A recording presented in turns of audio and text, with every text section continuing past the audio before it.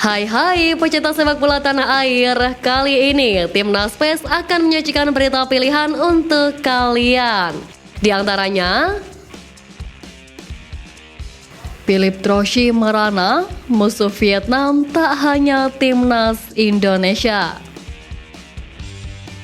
Jadi penerus Toni Kroos, raksasa Eropa incar Ivar Jenner.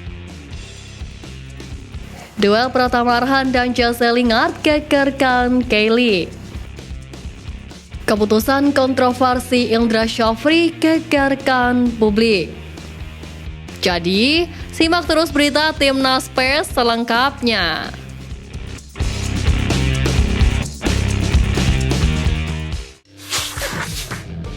Kualitas Sintayong dalam membesut sebuah tim memang tak bisa diragukan lagi. Ia mampu membuat kejutan dengan Timnas Indonesia yang dipandang sebelah mata di Piala Asia beberapa waktu lalu. Prestasi STY membuat banyak negara kepincut untuk merekrut sang juru taktik, tak terkecuali Korea Selatan. Diketahui STY merupakan mantan pelatih Taeguk Warriors yang dipecat pada 2018 lalu. Ia dinilai tak mampu membuat Korea Selatan bersinar di Piala Dunia Rusia 2018. Namun kini Korea Selatan harus gigih jari melihat betapa garangnya timnas di tangan STY. Sintayong telah mengatakan jika dirinya tidak tertarik untuk melatih timnas negara lain selain timnas Indonesia meski saat ini kontraknya masih belum jelas.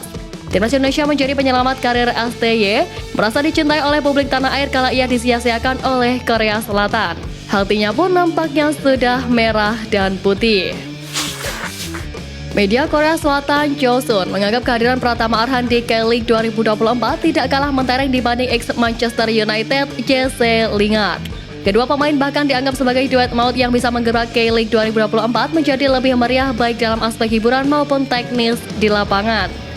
Pratama Arhan menjadi pesepak bola Indonesia pertama yang berkarir di kasta teratas Liga Korea Selatan setelah direkrut Suwon FC pada Januari 2024.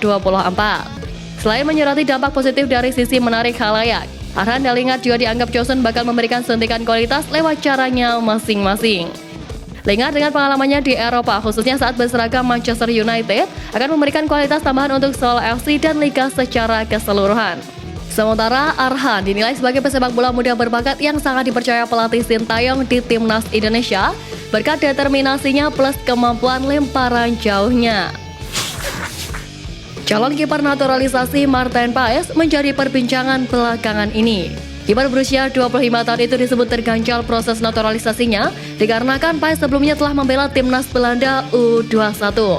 Maarten Paes memang tercatat pernah bermain di ajang resmi bersama timnas Belanda U21. Itu terjadi pada kualifikasi Euro U21.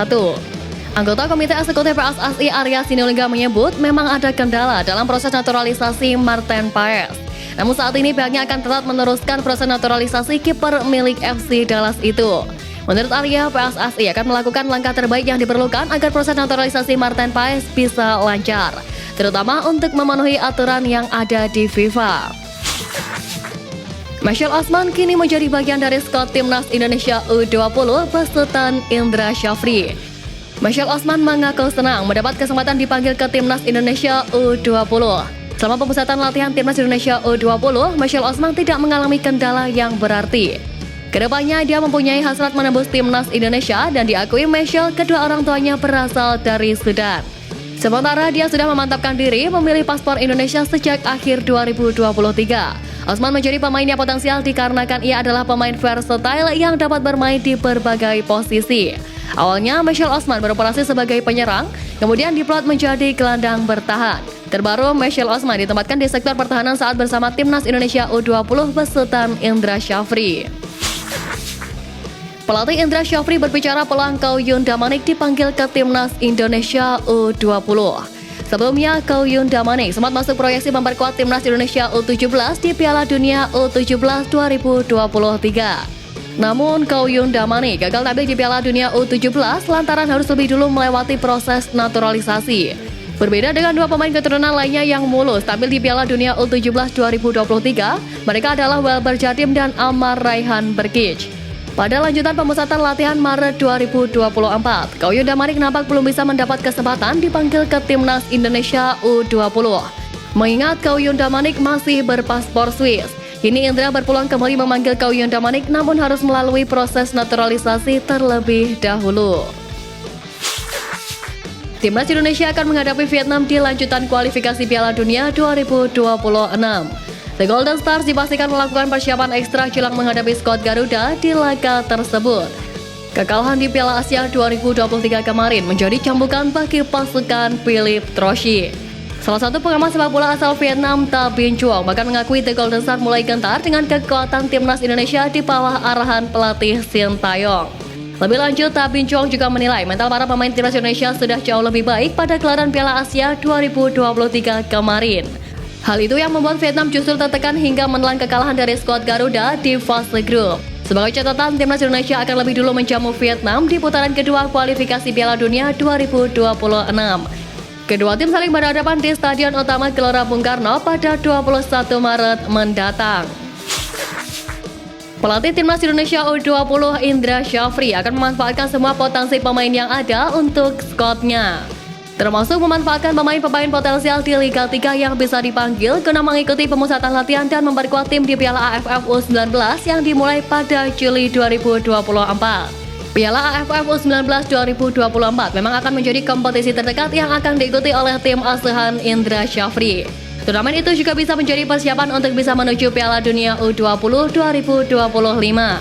Yang menjadi pertanyaan adalah apakah pemain dari Liga 3 sudah pantas untuk dipanggil ke timnas? Bukan lagi guyonan semata, pemain Liga 3 dinilai banyak publik masih dihuni oleh pemain amatir atau bahasa kasarnya tarkam. Tak sedikit pemain Liga 3 menunjukkan arogansi di atas lapangan, bukan karena skill atau kualitas, tapi masalah emosi dan mental yang masih sangat labil. Sedangkan potensi dari Liga 1 dirasa lebih layak dan pantas untuk diutamakan dalam memilih pemain untuk dipanggil ke timnas. Namun keputusan ada di tangan Indra Syafri selaku pelatih kepala timnas U20.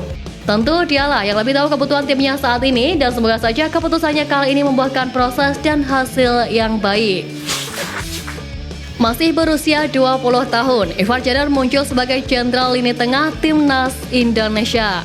Visi bermain Ivar Jenner layaknya pesepak bola yang dalam usia matang. Jarang sekali bola yang dikuasai Ivar Jenner dapat diambil pemain lain. Banyak yang bilang umpan dan visi bermain Ivar Jenner layaknya gelandang Real Madrid Toni Kroos. Ivar menjadi bakat potensial yang layak dilirik oleh klub-klub besar Eropa.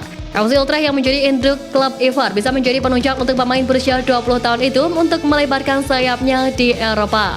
Klub besar seperti Real Madrid, Barcelona, Bayern Munchen atau Borussia Dortmund yang doyan merekrut bakat muda tentu bisa melirik Ivar lantaran bernaung di salah satu klub raksasa Belanda. Peluang itu sangat terbuka lantaran klub besar Eropa kini juga mulai melirik bakat muda dari Asia.